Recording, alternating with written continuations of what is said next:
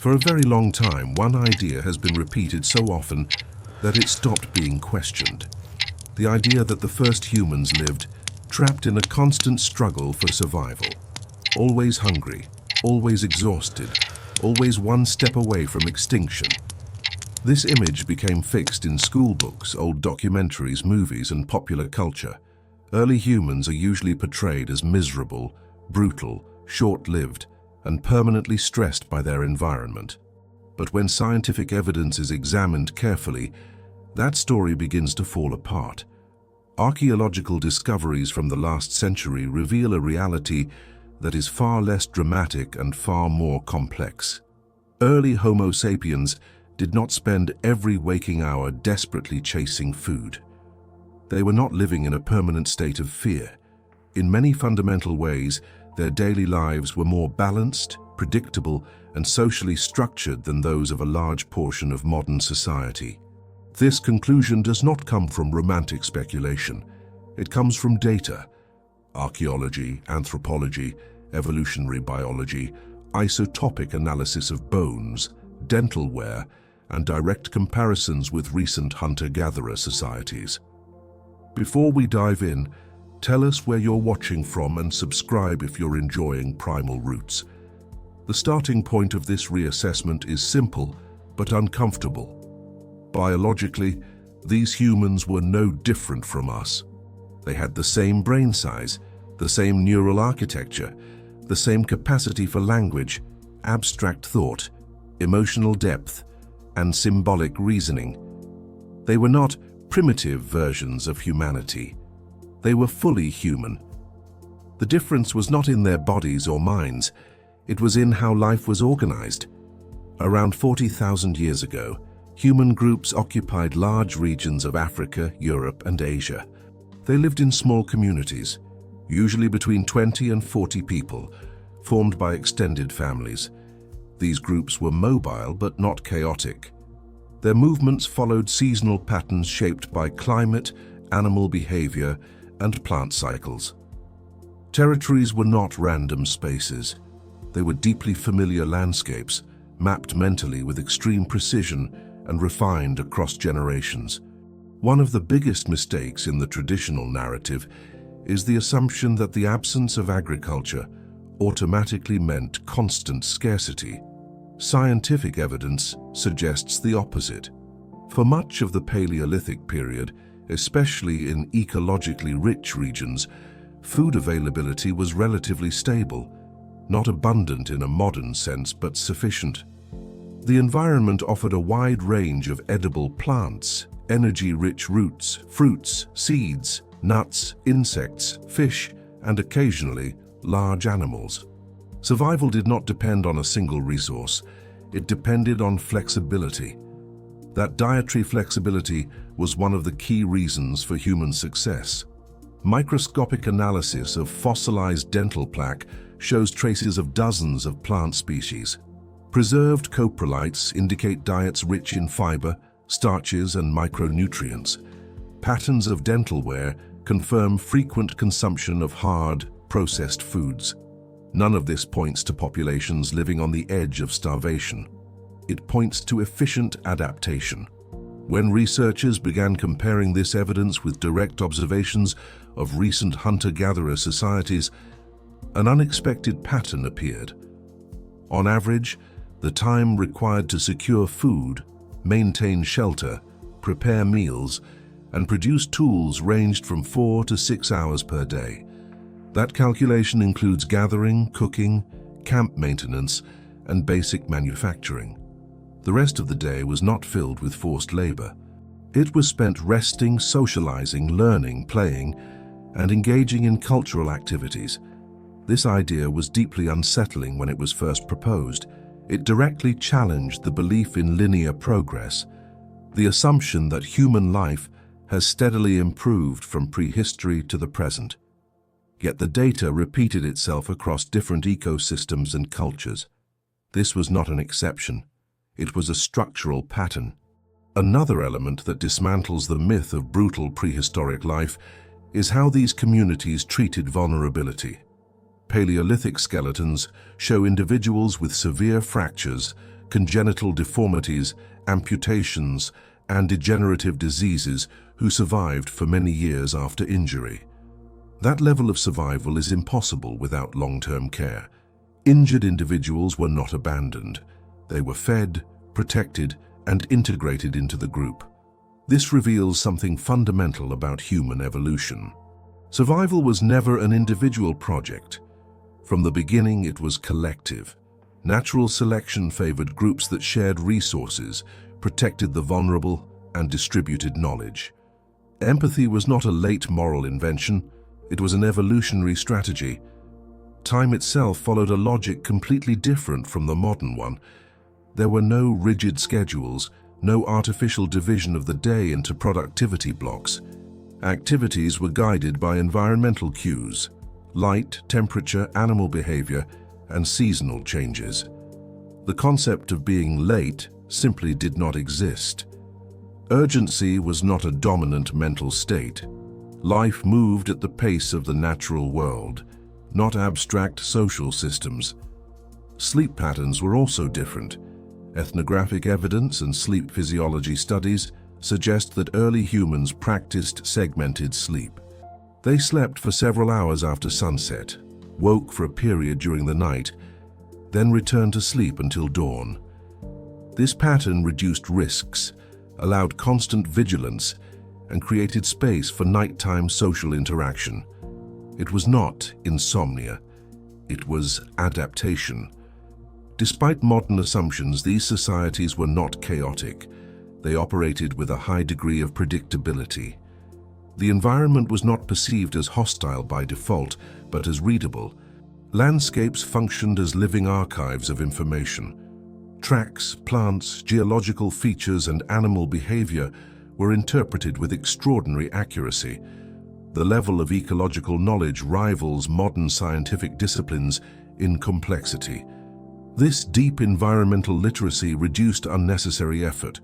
People did not hunt every day because that would be energetically irrational. Hunting was strategic, occasional, and carefully planned. Gathering, on the other hand, was reliable, safe, and highly productive. This is why most daily calories came from plant sources, not meat. None of this denies the real dangers of prehistoric life. Infections, accidents, and infant mortality were high. Average life expectancy was lower, but not as short as often imagined. Individuals who survived childhood frequently lived into their 50s or 60s, sometimes longer. The key difference was not how long life lasted, but how time was experienced. By the end of this first chapter, one conclusion becomes unavoidable. The idea that early humans lived in constant crisis does not survive scientific scrutiny. What emerges instead is a way of life based on efficiency, cooperation, and deep alignment with the environment. A life without excess, but also without the permanent scarcity long attributed to the past. And this realization leads to an unavoidable question.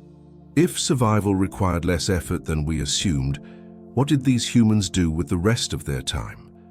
How was daily life actually filled beyond basic needs? That question marks the point where the story becomes even more surprising, and where the next chapter begins. Once the assumption of constant struggle begins to collapse, a more precise question takes its place. If early humans were not spending every waking hour fighting to stay alive, how exactly was their time organized?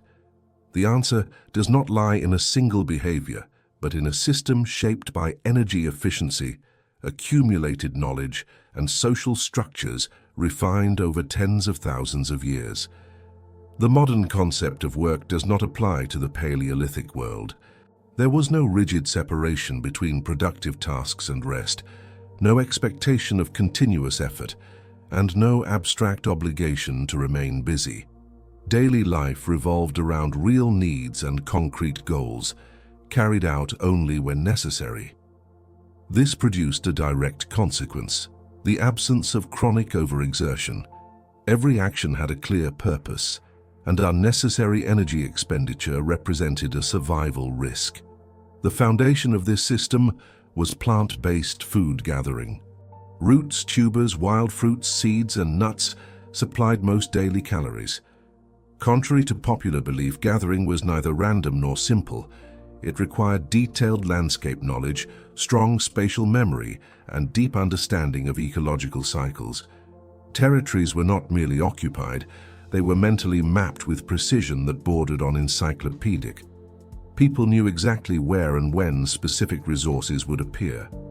Fruit-bearing trees produced on predictable schedules. Certain roots reached peak nutritional value after specific rainfall patterns. Some plants were safe only after proper heat processing. This information was never written down. It was transmitted through observation, repetition, and constant participation from early childhood. Mistakes could result in illness or death, making accuracy an evolutionary necessity. Gathering trips were rarely rushed. The pace was steady, calculated to conserve energy and minimize risk. Children participated early, learning by imitation rather than instruction.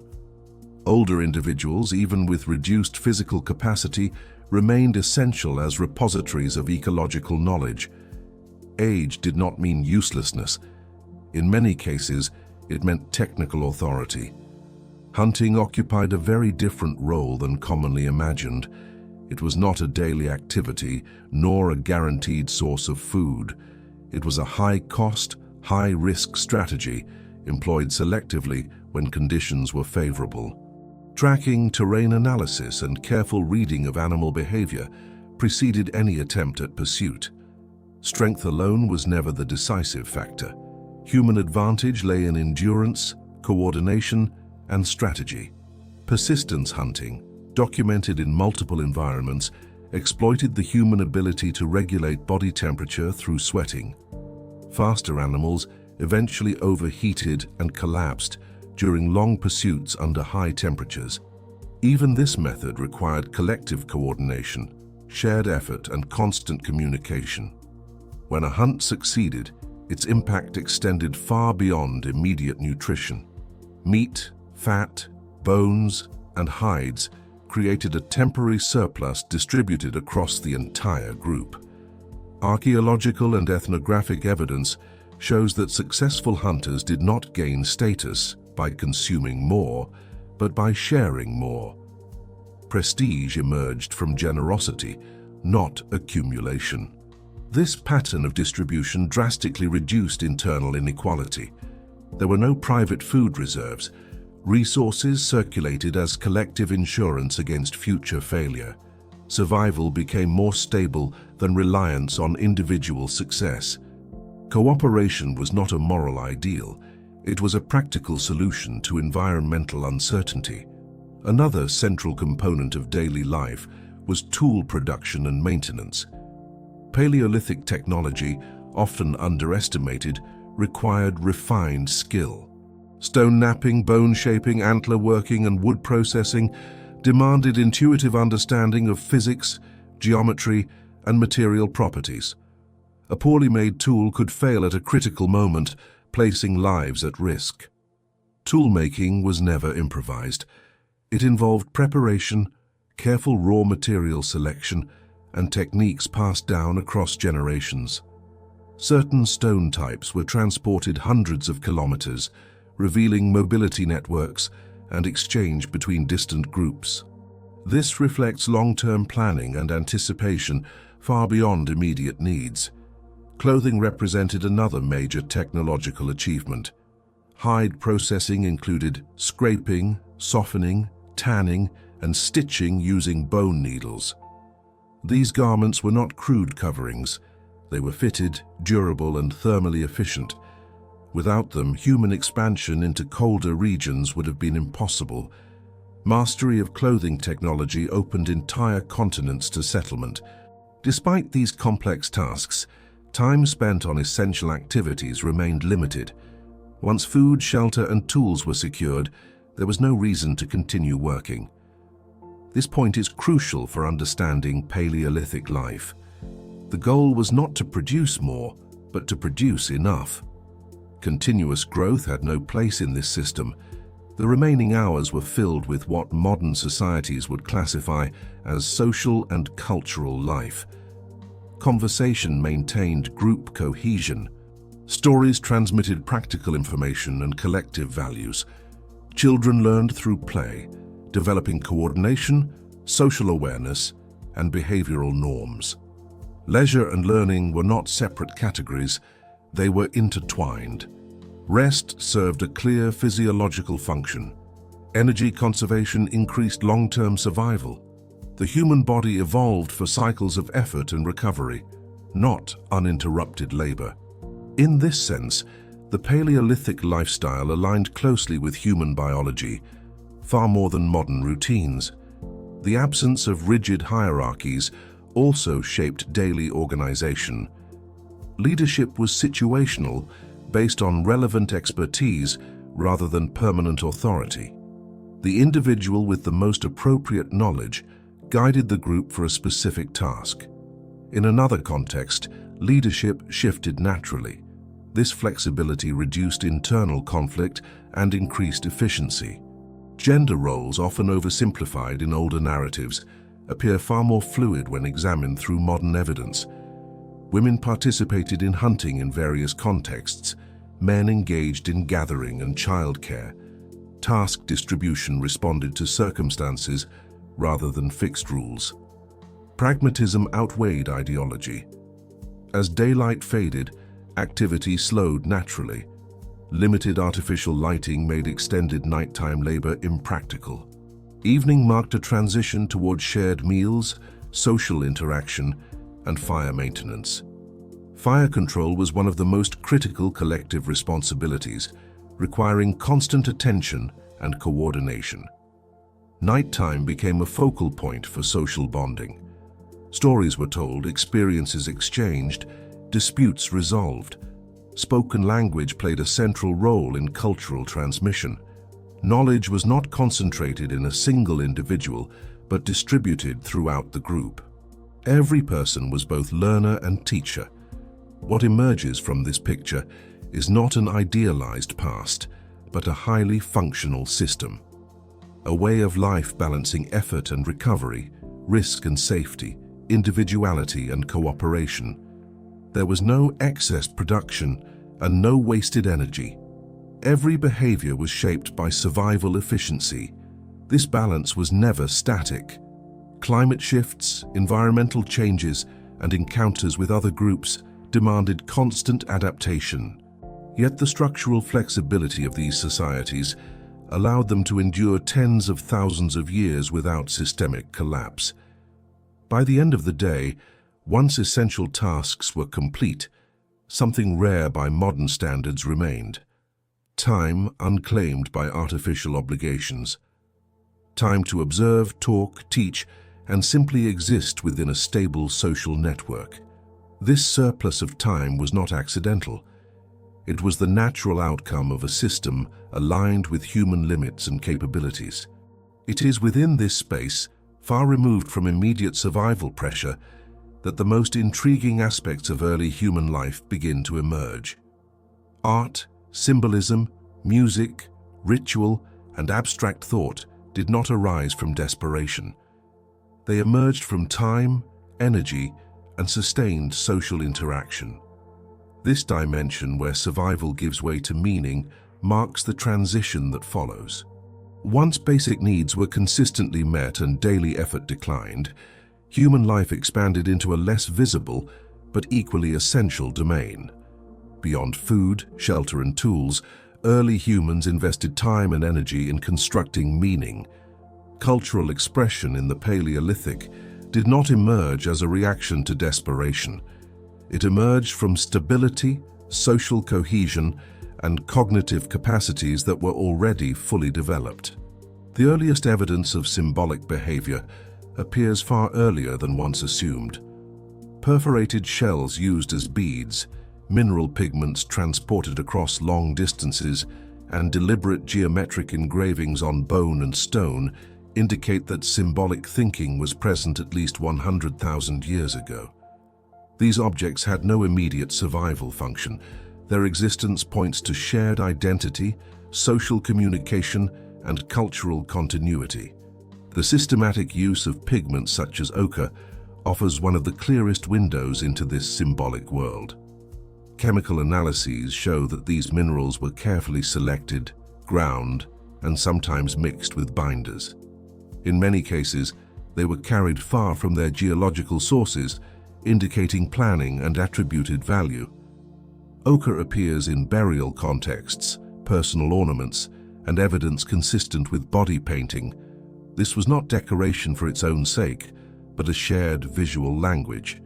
Cave paintings, often interpreted superficially as simple art, reveal complex structure when examined closely. Many are located deep within caves, far from daily living spaces, requiring deliberate effort to access. This placement strongly suggests ritual intent.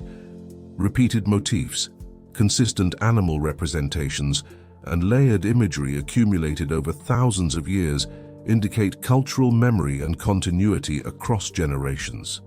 The animals depicted do not always match the most commonly hunted species. In many sites, rare or dangerous animals are overrepresented. This suggests that symbolic value was not tied directly to diet, but to abstract concepts such as power, identity, transformation, or cosmological belief systems. These images were not literal records of daily life. They were interpretations of the world. Music formed another essential layer of Paleolithic culture. Flutes made from bone and ivory, with intentional spacing and recognizable tonal structure, have been recovered from Upper Paleolithic contexts. Producing music requires fine motor control, auditory sensitivity, and most importantly, a social audience. Music implies shared emotional experience, coordination, and prolonged gatherings beyond functional necessity. Ritual behavior surrounding death provides one of the most direct insights into cognitive depth. Intentional burials, often accompanied by pigments, personal items, and careful body positioning, appear across regions and time periods. These practices offered no practical benefit to the living. They reflect emotional bonds, collective memory, and possibly beliefs about continuity beyond death. Care for the dead mirrors care for the living. Communities that invested effort in funerary practices are the same ones that show strong evidence of long-term care for injured and vulnerable individuals. Death was not treated as an isolated biological event, but as part of the social fabric. Ritual reinforced cohesion and shared meaning. Knowledge transmission in these societies relied on oral tradition, observation, and repeated practice rather than writing. Storytelling played a central role. Stories encoded ecological knowledge, social rules, historical events, and moral frameworks. Narrative was not passive entertainment. It was a cognitive tool that organized reality and guided decision-making. From an evolutionary perspective, this method of transmission is highly efficient. Human brains are particularly adapted to absorb information embedded in narrative structures. This explains how non-literate societies preserved complex knowledge systems with remarkable stability over thousands of years. Collective memory resided in people, not objects. The absence of rigid specialization further strengthened cultural resilience. While individuals excelled in certain skills, essential knowledge remained widely distributed. This reduced dependence on specific individuals and allowed groups to recover quickly from loss. Intelligence was decentralized, embedded within the social network. Over time, these societies faced major environmental challenges. Climate fluctuations, extreme cold phases, and shifts in available fauna demanded rapid adjustment. What enabled adaptation was not technology alone, but symbolic flexibility. Myths, rituals, and shared narratives provided cognitive frameworks that absorbed change without destabilizing social cohesion. This balance between material efficiency and symbolic richness sustained human populations for tens of thousands of years. Gradually, however, a fundamental transformation began to take place. In different regions and at different times, The adoption of agriculture reshaped human life. Farming introduced systematic surplus production, long-term storage, and territorial permanence. These changes altered social organization at its core. Hierarchies became more rigid. Labor became continuous and repetitive.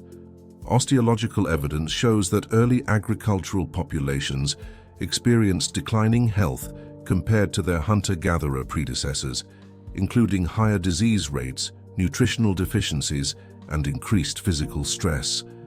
The agricultural model spread not because it improved individual well-being, but because it supported higher population density and territorial control. Productivity increased, but at a cost. Work intensified. Inequality emerged as surplus accumulated. Time became increasingly structured around obligation rather than necessity. The contrast with Paleolithic life is stark. Where flexibility once dominated, rigidity emerged. Where effort was limited, it became constant. Where knowledge was shared broadly, specialization narrowed access. These changes enabled cities, writing, and complex technologies, but they also introduced new forms of strain. Human biology, shaped by hundreds of thousands of years of hunter-gatherer life, did not fully adapt to these transformations in such a short evolutionary window. Many modern tensions surrounding work, mental health, social fragmentation, and existential meaning reflect this mismatch. The environment changed faster than the body. Examining the Paleolithic past through scientific evidence is not an exercise in nostalgia or an argument for reversal. It is a process of calibration. It reveals that current social structures are not inevitable, nor are they the only viable models for human existence. The archaeological record shows that cooperation preceded competition, that meaning preceded productivity, and that free time was not a luxury, but a byproduct of efficiency. Art, spirituality, and abstract thought did not arise from extreme hardship, but from stability sufficient to allow reflection and creativity. Early human life challenges deeply held assumptions about progress. History does not move in a straight line toward improvement. It unfolds through adaptive choices, each carrying benefits and costs. The Paleolithic world was not perfect, but it was coherent, aligned with human limits and capabilities. In the end, the lives of the first humans act as an unsettling mirror. They force reconsideration of what it means to work, to rest, and to live with purpose. For most of human history, being alive did not mean being constantly occupied. The enduring lesson of this long chapter of human existence is not how different those lives were, but how recognizable they remain. Beneath technology and modern systems, the same biology persists. Understanding how early humans organized time, effort, and meaning does not provide direct solutions for the present, but it offers perspective. It reminds us that humanity was never defined solely by survival. From the beginning, it was defined by connection, imagination, and the capacity to transform time into meaning. Discover how science is rewriting the story of our origins. Subscribe to the channel and follow the next documentaries based on real evidence.